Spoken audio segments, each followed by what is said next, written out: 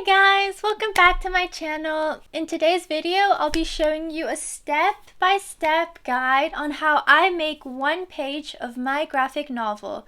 In French, that would be a bande dessinée or a manga or a comic, if you would like to say that, the American version. I'll be showing you my storyboard, taking the drawing from that to outline on graphic novel paper with the grids and everything, how I draw, add value, shade, etc. All my little tips and tricks.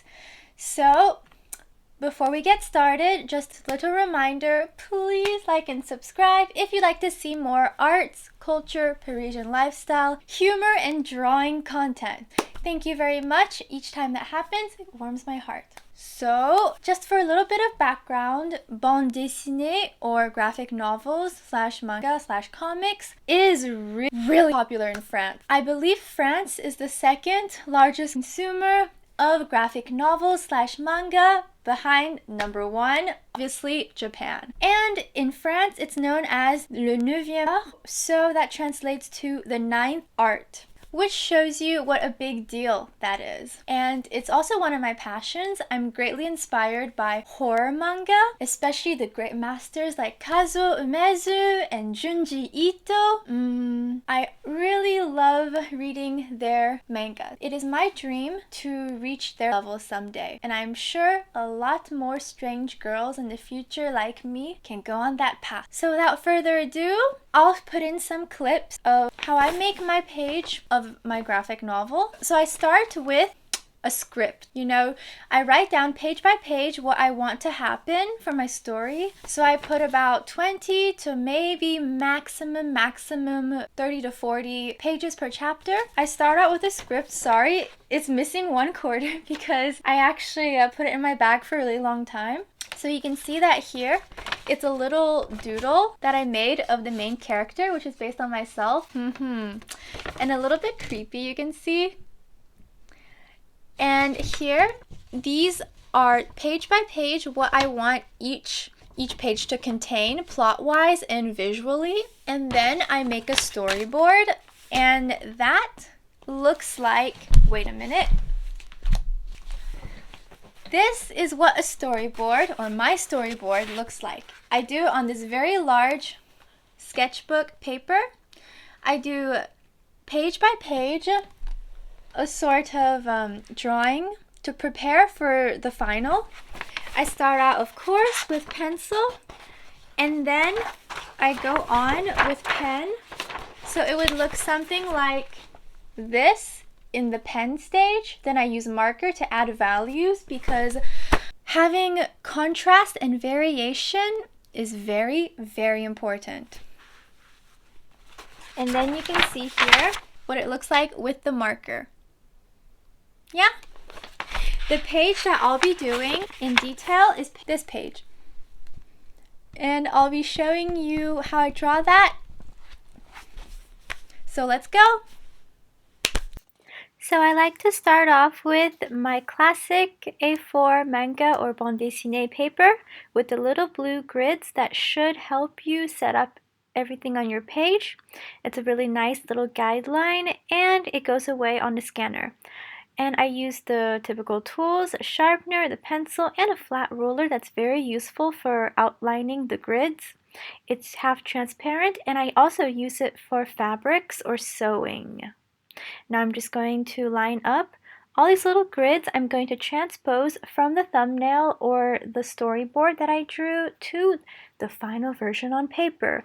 I use a 0.303 or 0.05 pen to do the lines. I like them a bit thicker but not too thick.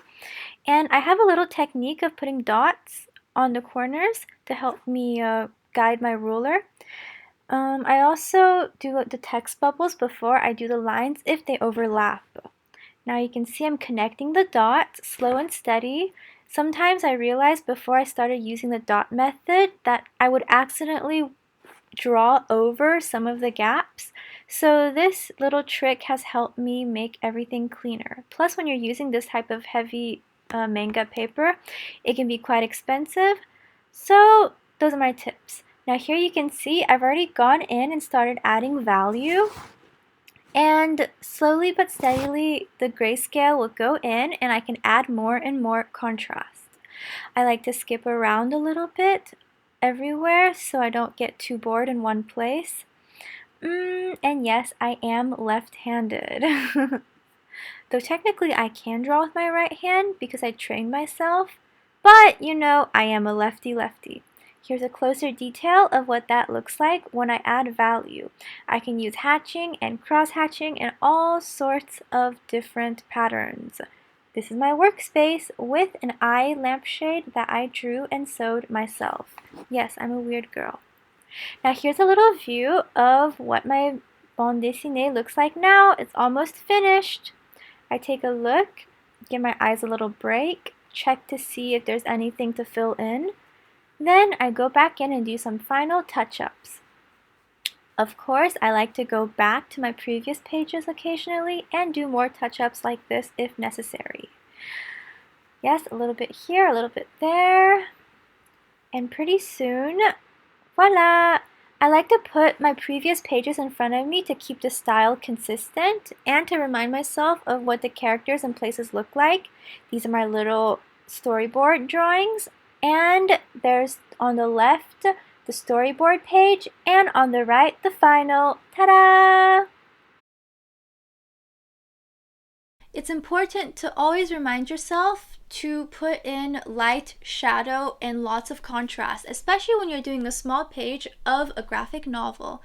And especially for my subject or preferred theme, which is horror, mystery, thriller. You know, kind of like that. Great homage to Mr. Kazuo Umezu. Alright, I guess some more advice for making a graphic novel page that I've learned by myself would be, in my style, I think it's important to not be too focused on being realistic. If you have your own unique style, it's a great big bonus. And when you go to the graphic novel or bande dessinée in comics stores in France, you can see that there are all types of different styles, and all of them work very well because the story also carries through with it. If it conveys the ambiance of your setting, I think that's pretty good. That's the major key takeaway. Also, what I like to do before each page or each story, I like to close my eyes and do a visualization exercise where I will put away all distractions in my surroundings, and I'll close my eyes and imagine the scene that I want to draw. And you might think this is a bit odd, but I swear it works so well. I close my eyes, begin to see everything that I want on the page, and when I see the page, I try to recreate that. That sounds intimidating, but I suggest you try it. Afterwards, it's important to keep a good pace because otherwise this does come along very slowly. Anyways, thanks a lot for watching my video. I hope you really enjoyed it, that you got lots of entertainment, and that you learned something very useful, that in case you're making a manga or graphic novel or comic, that you can use this information for yourself and find a little bit of improvement even, maybe. If you found this video useful or entertaining, please feel free to like and subscribe. It makes my heart warm. And if you don't, whatever, do whatever you want. Sassy. You can find me on Instagram under the same name as my channel, La Princesse des Beaux-Arts. You can see some of my other videos of my school tour or of my art portfolio when applying for my art school, the École des Beaux-Arts de Paris, on my channel page. Thanks a lot for watching. Bye bye for now. Au revoir.